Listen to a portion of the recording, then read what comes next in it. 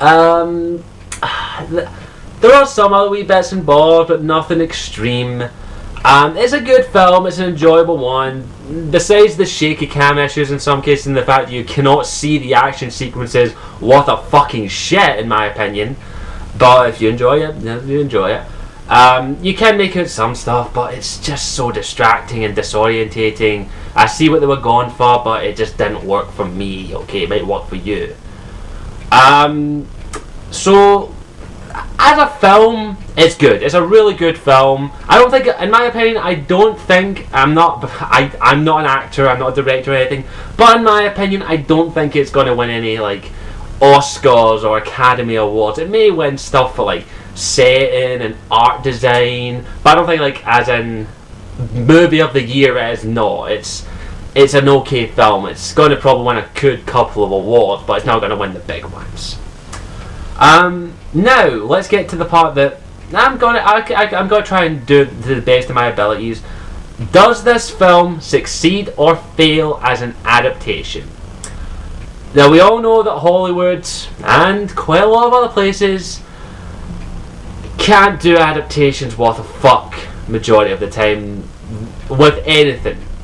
There are rare cases when some adaptation films are actually very good and very awesome. The Lord of the Rings, for example. Even though like I don't think they're as amazing as a lot of people say they are, I respect for what they are. They are beautiful films, and they respected the source material. I've not read the books, but my mum's partner knows it back to front, and I know people who know the books back to front. But as adaptation films, they are fucking amazing. Superhero films, TV, Transformers basically. Transformers is a fucking shit adaptation, let's just face it. I enjoy the films, but as an adaptation, it's kind of shit. So let's get to the book part. Now, I didn't want to see the film until I finished the audiobook, which I breezed through on the weekend, then I saw the film. I will say this. It's a very good adaptation. I'm not going to take any points off of that. It's actually, in my opinion, the way an adaptation should be done. It does take a good chunk of stuff out of the book, but most of the stuff that it takes out of the movie that was in the book is kind of padding. There is quite a good chunk of padding in the book, in my opinion, in some aspects. It did take a couple of minor scenes that I liked in the book out of the film, but I understand why. Whenever an adaptation is, you can't get everything in. You have to take wee bits and pieces out, of course. And you'll probably see them in deleted scenes or something, you never know. But I will say they got the good scenes, they got the important scenes, they got the important parts, like the build-up's perfect and the final part is perfect. As an adaptation, it's a very good film. It is very faithful. It's a very faithful adaptation, which a lot of people don't do nowadays. A lot of directors tend to go for like, how can we make this film more appealing to everyone? Let's just say, for example, use this movie Key in Point, The Hunger Games. It has children dying. Let's just not face it. It has teenagers killing each other. Outside of Japan, when do you see that? I know you've got probably like a dozen movies, but give me this. But the only other film, to my knowledge, that I've seen this is Battle Royale, like Battle Royale or Royal, whatever you want to pronounce it. Battle Royale, we'll say. Basically shows teenagers killing themselves. So does The Hunger Games. And for a Japanese film, even I'm stereotyping here, but it's kind of true. Japanese films, some of them are extremely fucked up. I've seen some fucked up Japanese films, and Battle Royale was one of them. It showed teenagers getting brutally and killed, basically. Hunger Games is a bit more tame than that, but it still shows them getting killed. It shows a 12-year-old, if memory serves me, I think it is called Rue, getting a spear through the stomach. And this girl doesn't look 12, she looks maybe, I'd say she looks 9. She gets killed with a spear through the stomach. That's extreme in most cases with a lot of Western movies. So, and it happens in the book. It happens in the book. Every death that is in the movie happens in the book. I'll say that right now. It's a very faithful adaptation. It does not change anything in the book. Any scenes that it takes out, it does changes, are minor. And I didn't notice any extreme changes, but the majority of the stuff that happened in the book happened in the movie. And especially in the arena fight, a lot of the stuff that happened in the arena happened in the book. Which is, wow, they could easily have tamed this down and made it a shit adaptation and just cashed in on the name. But they didn't. They took their time. They were faithful. And that's what I want to see from Hollywood when they're making adaptation films. Be faithful to the source material. That is all we ask. And this movie is one of the more finer examples of what to do when making an adaptation film. From a book, basically. There hasn't been any game one yet, but you know what I mean. The rules of the adaptation are more prominent in the Hunger Games than in a lot of other films I've seen. The Lord of the Rings, I'm not going to... Don't get my fucking nails, okay?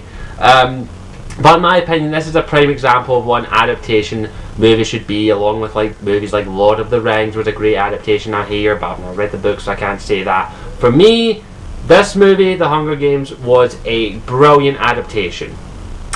Let's get to the overall thing, whether or not you want to know. Is this movie worth your money? I'm going to get so much hate for this. It's a meh.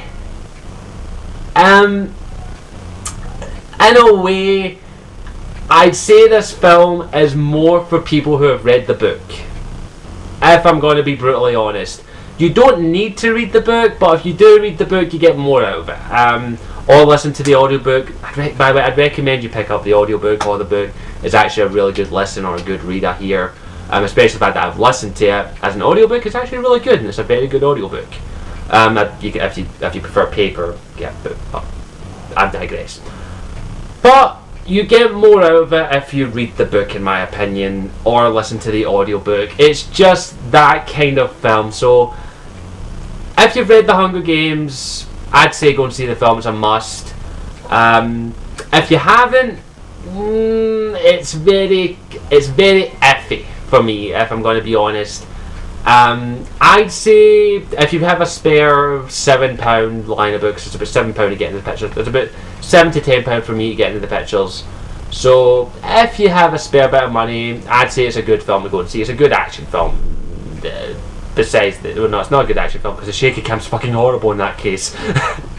But it's a meh film. It was worth the money to me, but I'm kind of biased to the fact that whenever an adaptation comes out, I try and read up on the source material. I.e., if I can, I read the book, or if I do, I'll try to get hold of the audiobook, comics, whatever.